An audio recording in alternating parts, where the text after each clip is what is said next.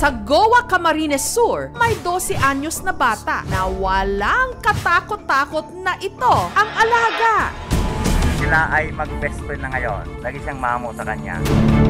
Malapad ang pakpak, matalas ang pangil, at mahilig lumambitin.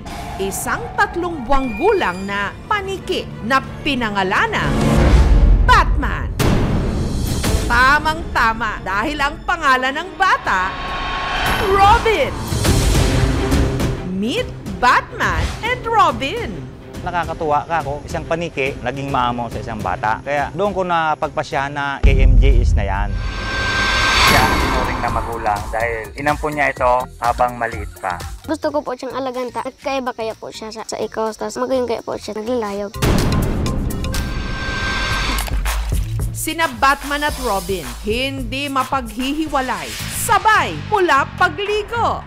May dito kami sa patastik. Karigis ko po sila. Bukas ako po kayo. Hanggang pagtulog. Maturog po ko pagkabanggay. Nagkukuyan po dyan sigdaan ka. Si Robin din daw ang namimitas ng ipakakain niyang prutas kay Batman. At si Batman, meron din daw palayaw. Ilay, ang tanong naman ng paniki sa ibinigay sa kanyang pangalan. Ba't ako?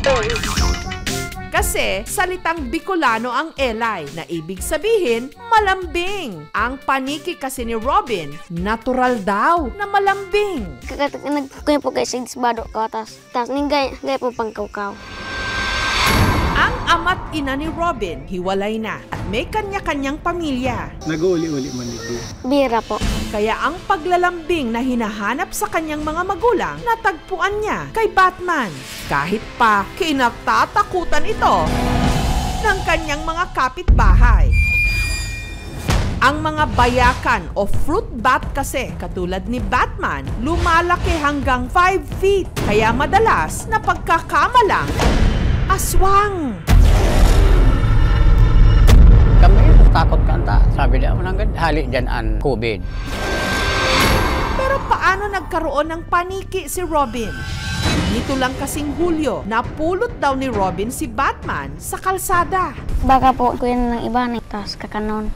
Kaya po dara ko po sa harap dito. Nahirap ako kay Ruben kung naghali bagas yang ang pinhalita ko iya. Kaya ako po halimbawa, mahali ba nang tayo, nahirapan po iya. Pag naliman ko, nag-uuni kaya po. Tapos tigko ko akong... Pero ang pag-aalaga ng paniki sa bahay, mariing ipinagbabawal. Napakadelikado po nito kasi ang naturang hayop ay nagtataglay po ng bat mites, kuto at garapata. Ito din ay nagtataglay ng rabies. Ito ay may kategoryang near threatened species. Ang flying foxes ay nagapakalat ng buto sa mga bulaklak ng mga kahoy gubat. Merong law na pwede kang ma-penalize na wala ka namang kaukulang permiso, 10,000 hanggang 200,000.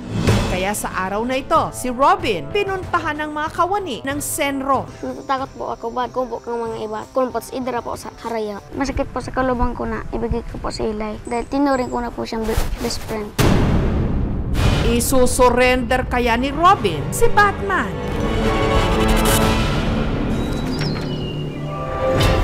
Si Susan naman, walang kabalak-balak na mag-alaga ng paniki. Pero ang kanilang tahanan, pinamumugaran din ang mga ito. At mula raw noon, sila'y minalas.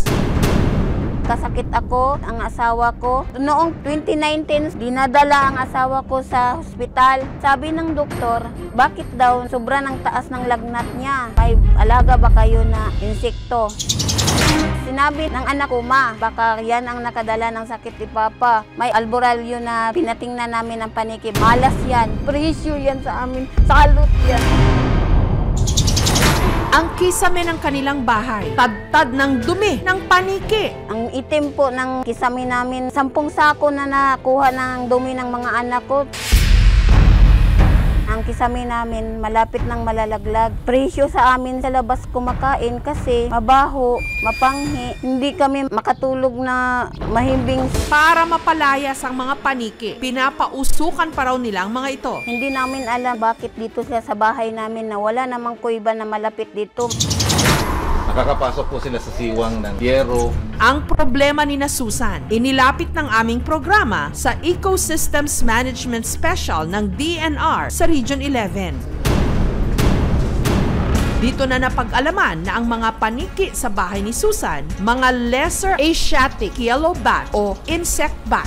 Dahil ang kanilang bahay ay may kisame, sa background ng lugar na to is isa ng agriculture area. Marami pong mga insects na andyan po sa kanila pong pagkain.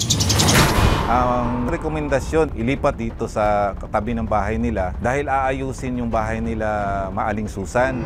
Para maiwasan ang mga sakit na dulot ng mga dumi at ihi ng paniki, kailangang linisin ang mga ito araw-araw. Pag nililinis po, dapat may suot silang mask. Maaari niya itong malanghap at mapunta ito sa kanyang baga. At ito ay magdudulot ng parang trangkaso. At eventually, kapag hindi maganda ang kanyang immune system, ito ay pwede mag-cause ng pneumonia.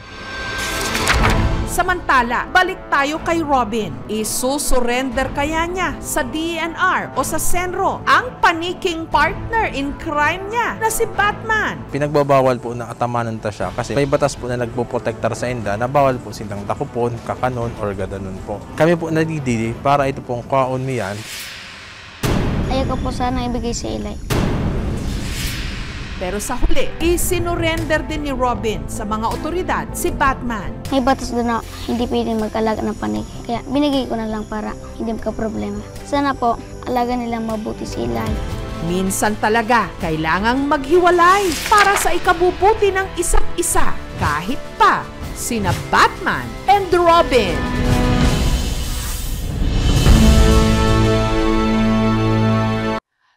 Thank you for watching, mga kapuso. Kung nagustuhan niyo po ang videong ito, subscribe na sa GMA Public Affairs YouTube channel.